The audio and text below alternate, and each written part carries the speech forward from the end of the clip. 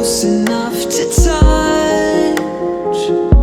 A false front was all it was. A passion so fake, controlled by the plague.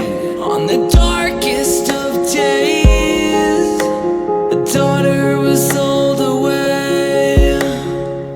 A worn heart numb to the pain, the hopeless tears fall from her face. Forgotten soul born in a grave, 15 years locked in a cave. Our daughters are too scared to stop them.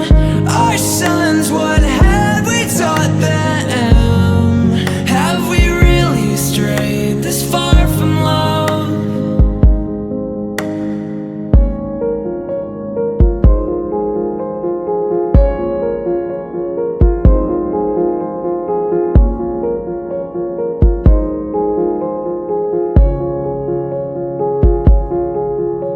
Her body